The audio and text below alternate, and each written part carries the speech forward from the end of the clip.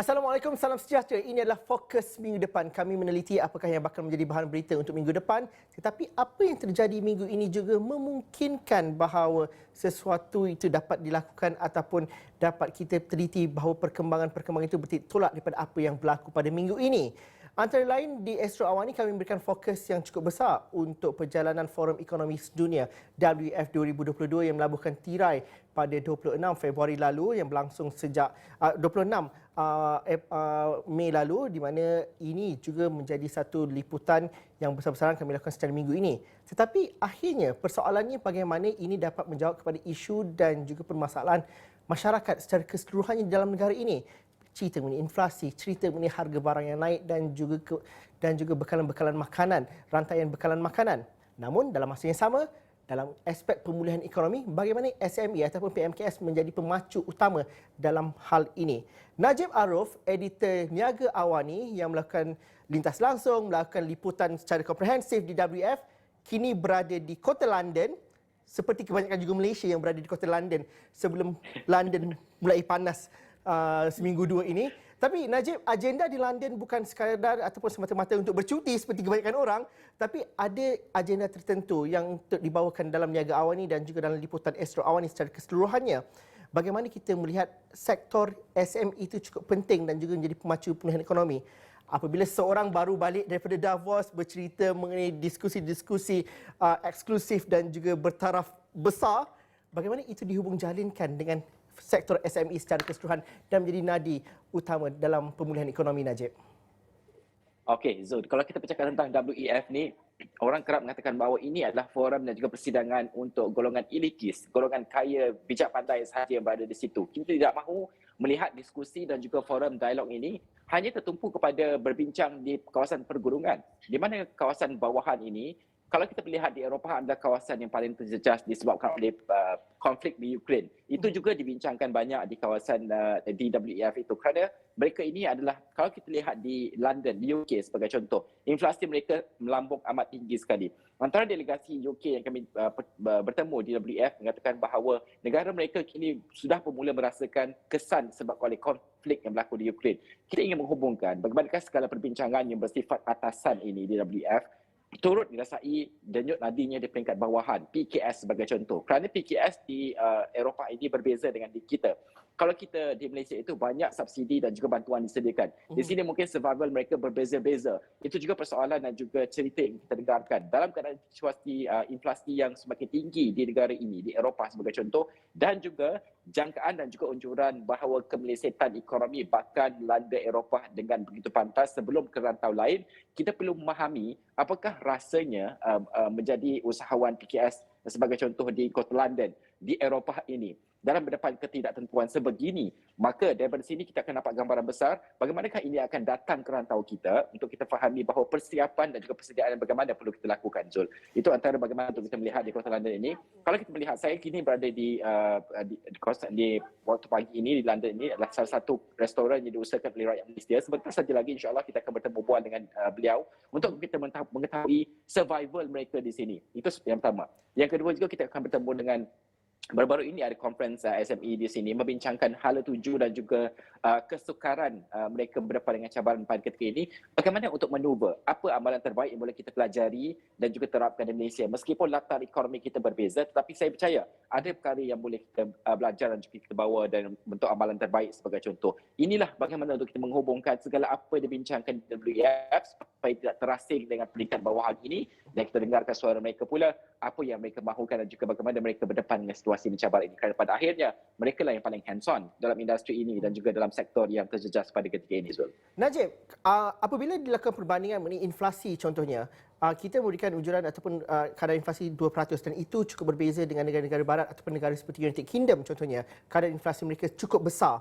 Dan saya tertarik apabila ada diskusi di media sosial contohnya, ada yang membandingkan harga makanan di United Kingdom dan juga dengan Malaysia. Katanya harga makanan di Malaysia lebih murah. Namun, situasi itu berbeza di United Kingdom. Ada yang mengatakan bahawa daripada segi kepenggunaan, mereka masih lagi dapat bernafas dan barangan runcit mereka jauh lebih rendah berbanding dengan Malaysia, kalau ditukar mata wang sekalipun. Tetapi mereka ada masalah tertentu seperti mengenai harga tenaga dan sebagainya, dan ini berkait rapat dengan apa yang berdominasi, apa yang dibincangkan di WF mengenai kesan secara langsung konflik di antara Ukraine dan juga Rusia.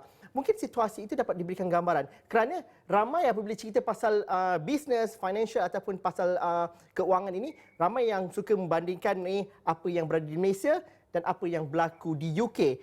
Tetapi mungkin ada sedikit sebanyak yang Najib dapat bawakan nanti dalam minggu hadapan perbandingan itu dan realiti sebenar di antara kedua-dua negara. Kerana secara realitinya, seluruh dunia berhadapan dengan masalah inflasi pasca COVID-19 dan bagaimana itu mungkin berbeza dan boleh kita fahami dari satu acuan di Malaysia dengan apa yang berlaku di belah blok barat. Ya, faktor pertama yang saya rasa kita perlu fahami adalah kuasa beli. Perbezaan kuasa beli antara kedua-dua negara ini. Kalau di Eropah ini mungkin kuasa beli mereka sedikit tinggi disebabkan oleh mata wang yang tinggi. Di Malaysia pula cabaran kita adalah ringgit yang menyusut. Bermakna kita mungkin akan ada imported inflation. Ini cabaran tersendiri yang kita hadapi. Di sini mungkin cabarannya adalah kos tenaga yang tinggi yang menyumbang kepada harga akhir produk yang lebih mahal sebagai contoh. Kerana kalau kita melihat baru-baru ini di Malaysia adalah disebabkan inflasi makanan 4%. Kalau di Eropah ini, inflasi makanan mereka sudah 2 digit. Ada yang berbelas peratus dan juga 20% pun ada. Ini cabaran mereka hadapi pada ketika ini. Bagaimana untuk kita melihat bahawa untuk manuver navigasi ini dalam keadaan sukar pada ketika ini di Eropah yang dianggap rantau pertama yang akan berdepan dengan kemelesetan ekonomi, bagaimana untuk mereka mencatur segala polisi ini dan yang paling pentingnya orang di bawah ini yang merasai segalanya, yang tahu bagaimana untuk mereka manuver dan juga navigate ke dalam keadaan yang sukar pada ketika ini. Betul apa Zul katakan, kalau kita melihat bahawa perbezaan ini adalah cabaran bersifat global. Semua orang merasai cabaran ini. Cuma cara kita mengatasinya berbeza. Saya sebutkan tadi, kalau di Malaysia itu ada subsidi yang diberikan bantuan. Namun kalau kita sedar juga apa dikatakan oleh Menteri Kewangan, Tengku Datuk Seri Zafrul, bahawa ini harus dikurangkan kerana inflasi kita secara keseluruhannya setakat ini, untuk tahun ini, sudah mencapai 71 bilion ringgit berbanding 30 bilion ringgit. Ini angka yang cukup besar dan juga tidak bersasar. Bermakna ada banyak ketirisan, kalau kita sifatkan. Ketirisan ini bermakna siapa yang tidak layak pun menerima subsidi. Ini perkara yang perlu kita lihat. Kalau di sini mungkin tidak ada sistem seperti itu untuk membantu PKS dan sebagainya. Survival mereka ini akan menentukan tahap mana mereka mampu berdepan dengan kenaikan kos pada ketika ini.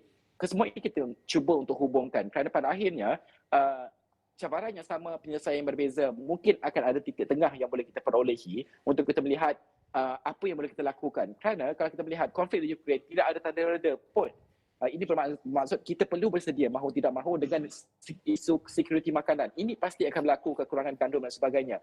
Harga barangan yang meningkat dan kalau di Malaysia itu import beras kita yang bergantung pada negara jiran pun akan terganggu kerana disebabkan oleh bukan sahaja konflik di Ukraine dan sebagainya. Perubahan cuaca juga dibincangkan di WF dan juga dibawa ke peringkat bawahan dan sebagainya. Ini juga disentuh oleh Menteri Kewangan kita. Bagaimana untuk kita mengatasi tahap food security kita, security makanan kita untuk kita boleh ada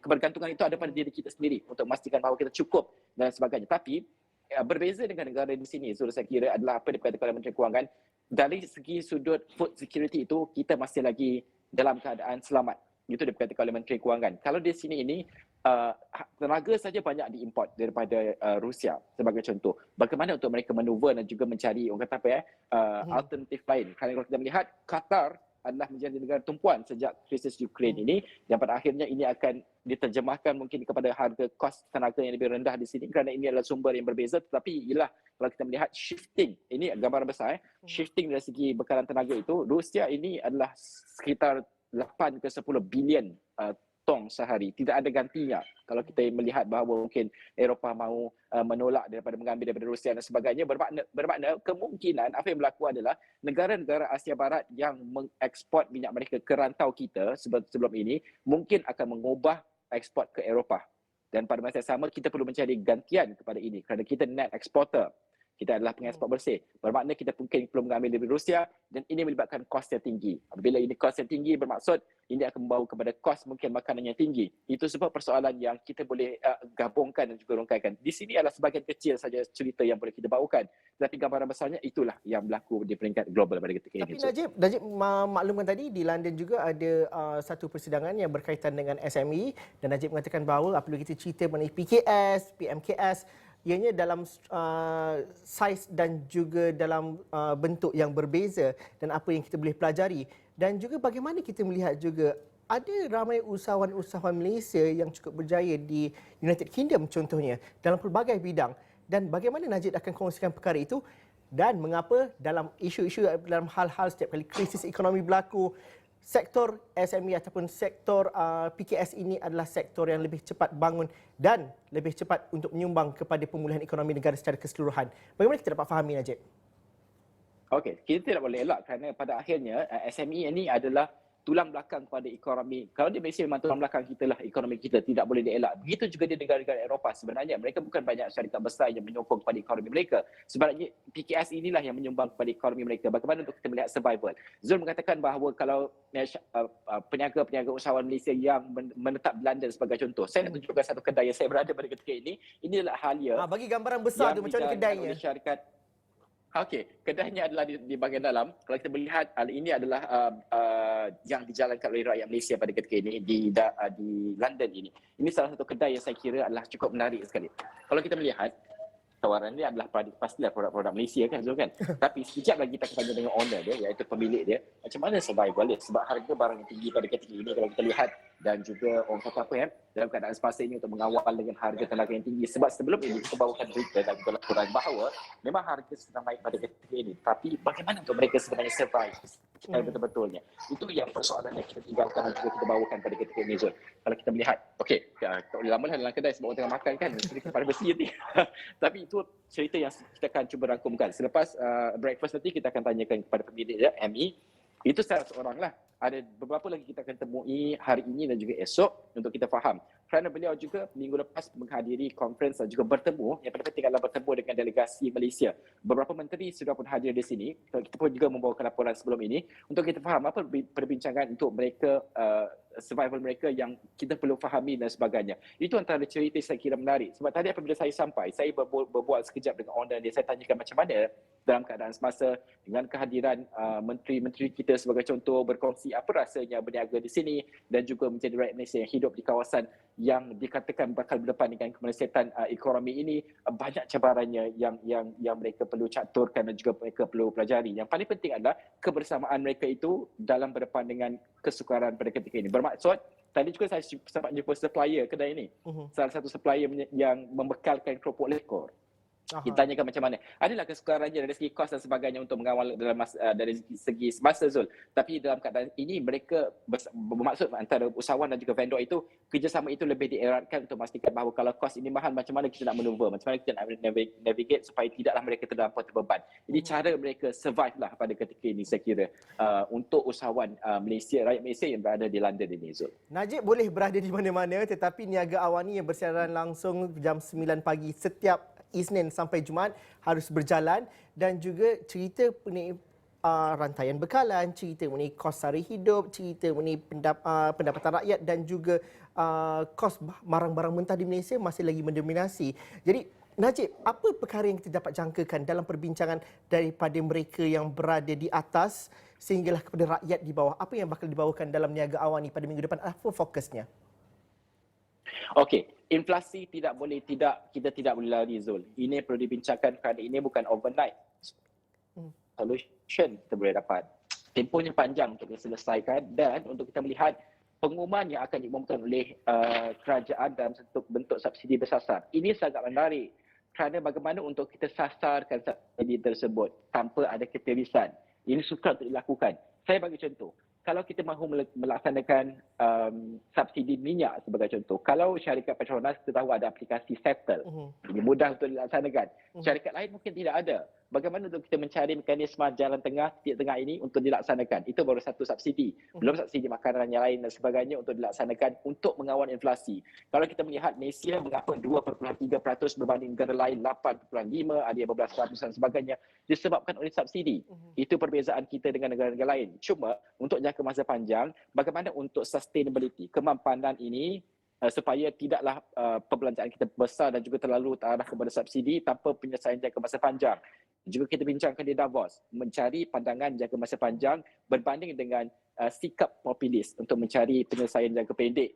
Ini paling penting kerana krisis ini menguruskan krisis menuntut penyelesaian jangka masa panjang yang harus dilaksanakan dengan tuntas dan juga jitu di peringkat kepimpinan, pentadbir urus dan juga masyarakat sivil sebenarnya yang terlibat juga untuk memastikan bahawa mereka faham dan juga mereka memainkan peranan masing-masing. Usahawan sudah pastilah mereka yang terlibat dan juga mereka yang paling hands-on, mereka cukup faham dengan kesukaran ini dan mereka ada suara mereka. Sebab itu kita perlu angkat dan juga kita perlu faham. Sepanjang minggu hadapan, niaga awalnya akan berfokus kepada perkara itu inflasi dan juga sudah pasti post WEF juga kita akan bawakan dan juga beberapa interview kita yang masih lagi belum kita siarkan Zul, kita akan siarkan juga pada minggu hadapan untuk kita faham di peringkat atas, tengah dan juga di peringkat bawah ini kita cantumkanlah supaya suara ini lunak dan juga kita faham ada penyelesaian, ada titik tengah dia dalam situasi yang kompleks saya kira pada ketika ini. Mungkin juga apa yang saya baca artikel semalam tentang WEF ini, ada kalanya kita membawa pulang lebih banyak persoalan daripada solusi daripada WEF. Namun bagaimana persoalan ini kita lunakkan di peringkat tempatan, itu yang cuba Niaga Awan ni rungkaikan. Itu yang Niaga Awan ni cuba rungkaikan kerana rakyat biasa seperti kami mahu cerita mengenai harga ayam lebih murah, bekalan makanan itu cukup, subsidi itu juga bersasar dan sebagainya. Tapi Najib Arif akan bawakan dari masa ke masa menyusun Niaga Awan ni pada minggu hadapan. Terima kasih Najib yang berlitas langsung dari London. Itu cerita mengenai realiti mengenai poket rakyat. Kita bercerita mengenai inflasi, kita bercerita mengenai harga barang dan sebagainya. Tapi dalam masa yang sama, orang politik mungkin seronok juga tengah bercerita pasal pengagihan kerusi. PRU15 katanya nak dekat. Ada juga orang yang dah letak jawatan dan juga bertukar parti. Itu kita kongsikan selepas ini.